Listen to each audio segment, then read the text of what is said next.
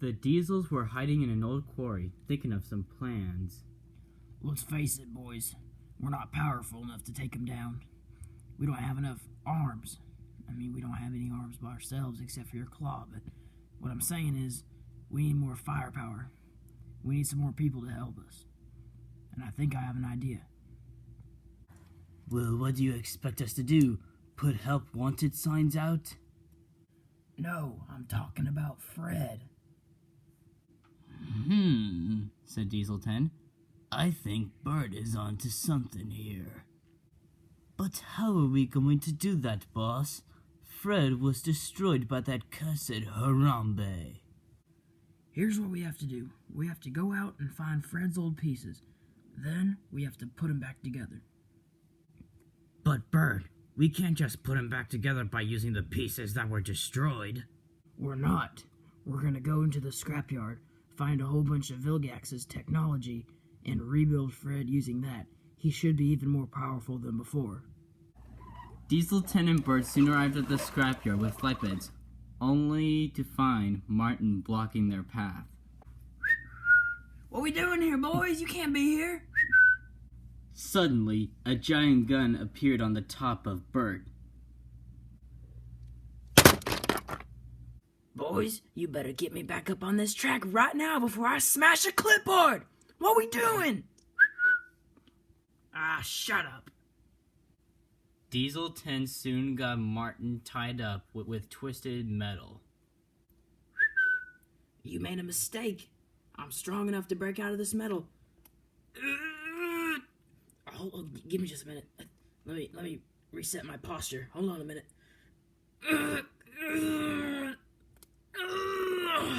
Yeah, we're almost there.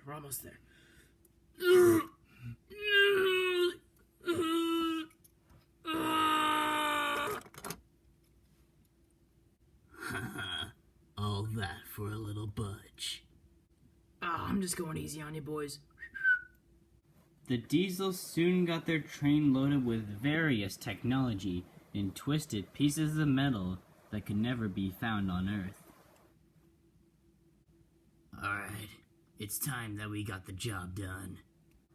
Gordon, James, Sam, Thomas, and Rosie met back at Tim the Sheds on discussing how to recapture the Diesels. Said Gordon. If they have a ship and they're wanting to escape from it, I should build a custom-made tractor beam with some scientific technology. Just then, Dryden came in, looking a little bit different than usual. Thomas was surprised. Dryden, did you have a growth spur? Yeah, I hit puberty. The engines then explained everything to Dryden about what happened to the Diesels. Holy cow, you never can win with these guys, can you? Don't move a muscle, I know just the man for the job.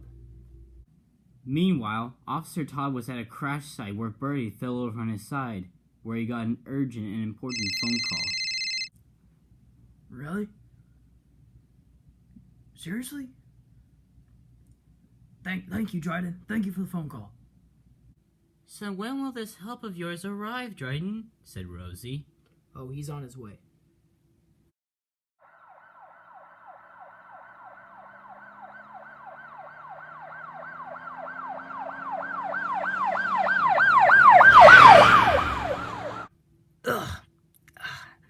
Help has arrived. And out of the speeding vehicle came a familiar face. Dryden and the engine soon explained everything to Officer Todd. That makes me really mad. The night guard I had set up fell asleep. That's how they were able to escape. There was nobody on guard, so they just were able to walk right out. What are we gonna do, Dryden? Don't worry, we have a plan. The Diesels soon arrived to see the remains of Fred in the deep forest. We brought a military-grade vehicle here to dig up the remains of Fred, and we're gonna rebuild Fred into something unstoppable. So we're just gonna rebuild Fred out here? Of course. He's much too big for us to carry back to the base. The Diesels in the military car began clearing all the brush away from Fred. Well, said Diesel 10, he's now cleaned off. Let's now get to work, everybody. The Diesels unloaded all of Vilgax's technology from the train and began putting it on Fred. But what the Diesels didn't know was that the engines had followed them and viewed them from a cliff. "I can't believe it," said Thomas. "They're rebuilding Fred." "This is not going to be good," said Sam. After a lot of hard work, Fred was finally rebuilt into his new form. Fred was now equipped with new blasters and an energy cell that would make him more powerful than ever.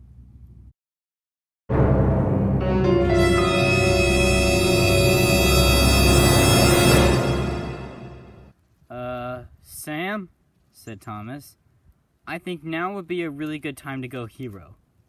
"Don't worry, Thomas. Humongousaur's gonna pound all over their faces." Humongousaur!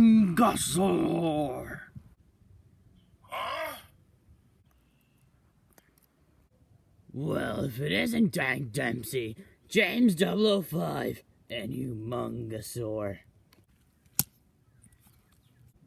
"Come on, Diesel 10. Are you too scared to fight? Let's go a few rounds to finish this off." "I can beat a big few brutes like you any day," said Diesel 10. "Oh, really?" said Humongousaur.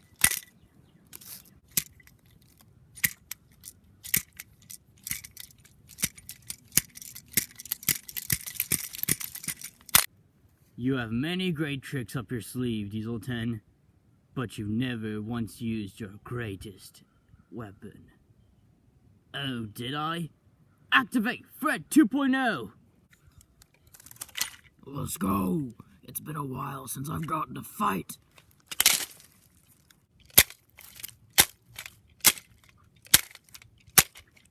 Let's go.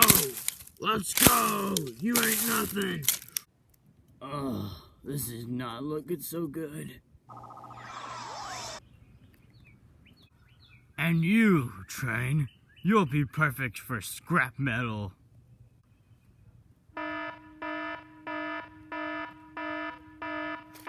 Uh-oh, that can't be good. "His power level has exceeded. He's gonna explode!"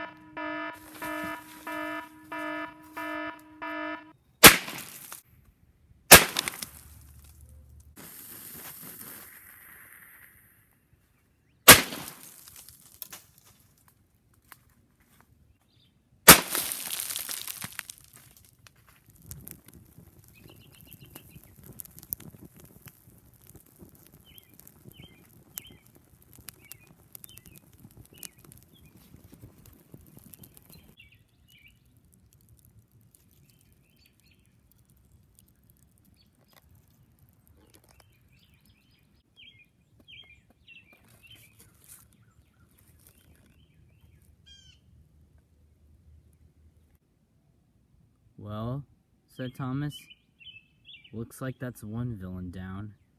The other Diesels have escaped, but we'll still be on them in the near future."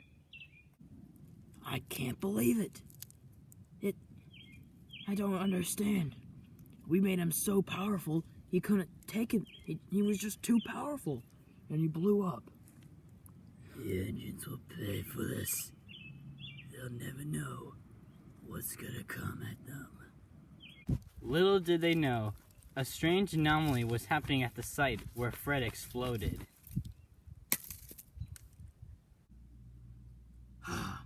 Why do these episodes always end with me in some sort of embarrassing situation?